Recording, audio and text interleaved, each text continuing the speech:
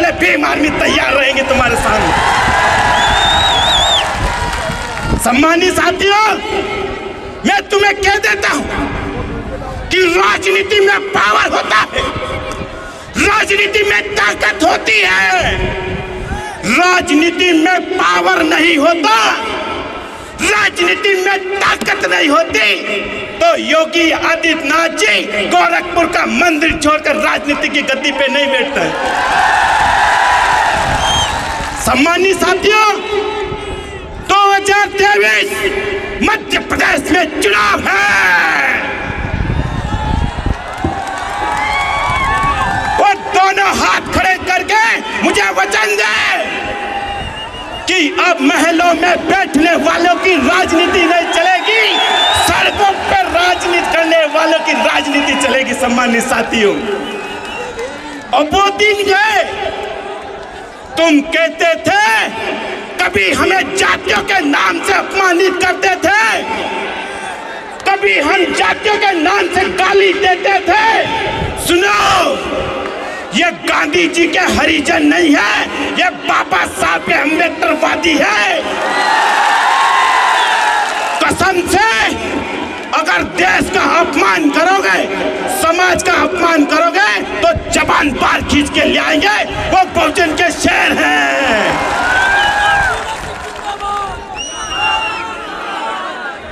सम्मानित साथियों, समय कम है, समय मुझे बहुत कम मिलता है, फिर भी मैं कह देता हूं, एक मुर्गी होती है वो तुम्हें बहुत कुछ सिखा जाती है। मुर्गी अंडा मालिक के घर देती है, लेकिन मेरी समझ 5 साल तक आपका खाती है, अपना ओढ़ती पहनती है, लेकिन वोट देने की बारी आती है तो दुश्मनों को वोट दे देते हैं। सम्मानित साथियों, मैं उज्जैन से आया हूं और उज्जैन में गधों का मेला लगता है और एक गधा 20-20 हजार से लेकर 1-1 लाख में बिक जाता है, लेकिन मेरी समझ 50 रुपए की क्वार्टर में बिक जाती है। तुम्हारी गधे से ज्यादा हैसियत नहीं है। सम्मानित साथियों, बड़े भाई चंद्रशेखर आजाद जी को हाथ मजबूत करें। हम पहला कानून बनाएंगे, जम्बूरी मैदान से नीला कफन बांधकर तुम्हें वचन देता हूं कि पहला कानून संसद में ये बनेगा कि जो लोग तुम्हारी घोड़ी रोकते हैं, वो लोग तुम्हारी घोड़ी की लगाम पकड़ने के लिए मजबूर कर देंगे। पहला कानून। दूसरा कानून ये बनाएंगे, किसी भी महिलाओं की तरफ आंख उठाकर देखेगा, चाहे वो महिला किसी भी जाति किसी भी धर्म की हो, कसम से 70 फीट गड्ढा खोद के नीचे दफना देंगे ताकि 12-12 कोस तक किसी के साथ अन्याय नहीं हो। तीसरा कानून ये भी सुन लो, जो सबको पेट में दर्द होता है, SC ST एक्ट। तीसरा कानून बड़े भाई चंद्रशेखर आजाद जी के नेतृत्व में बनने जा रहा है। जो भी जाति के नाम से चौराहे पे अपमानित करेगा, जो भी जाति के नाम से गालियां देगा, ऐसा कानून पास करेंगे कि 7 साल तक जेल में डालो, उसके बाद उसकी चालान पे जमा करेंगे। सम्मानित साथियों, उस एक का कोई गलत फायदा नहीं उठाते हैं, लेकिन आप लोग बातों बातों में हमें गालियां से अपमानित कर देते हो। आप लोग बातों बातों में हमारा अपमान करते हो।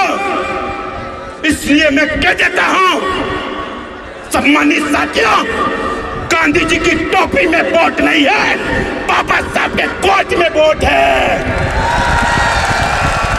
इसलिए तो बोलते हैं, योगी जी भी बोलते हैं कि मैं भी जय भीम वाला हूं, और मोदी जी भी बोलते हैं कि मैं भी जय भीम वाला हूं, और दिग्गी राजा भी बोलता है मैं भी जय भीम वाला हूं। वो क्यों बोलते हैं? उनको पता है कि समाज वोट की ओर जा रही है, ये समाज वोट देने के लिए तैयार हो गई है। इसलिए सोनिया जी भी बोलती है कि मैं भी बाबा साहब के अनुयायी हूं, तो राहुल जी भी बोलते हैं कि मैं भी बाबा साहब के अनुयायी हूं। लेकिन इस देश की विडंबना देखिए, बाबा साहब की उंगली को ज्यादा तोड़ दिया जाता है। सम्मानित साथियों, जब भी मूर्ति टूटती है तो बाबा साहब की उंगली टूटती है।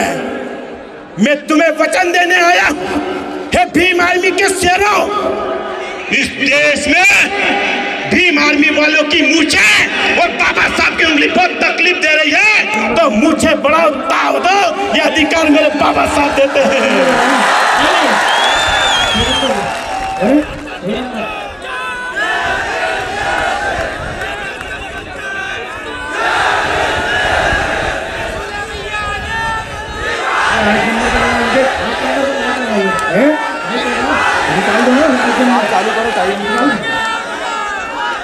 जमीन पर बैठे हुए जमींदारों, मैं तुम्हें झुक झुक कर प्रणाम करता हूं। अगर तुम नहीं तो दुले सिंह नहीं, मंच पे बैठने वाले से बड़ा आप कार्य करता है जो जमीन पर बैठे हैं, जो जमींदार हैं। ये ताकत, ये सम्मान तुम्हें देखकर मिलता है। सम्मानित साथियों, अगर आप नहीं होते तो हम भी नहीं होते। सम्मानित साथियों, तो सबसे बड़ा कार्यकर्ता ताकतवर होता है। आप इसी प्रकार हौसला बुलंद करें, बाबा साहब की उंगली का इशारा समझे।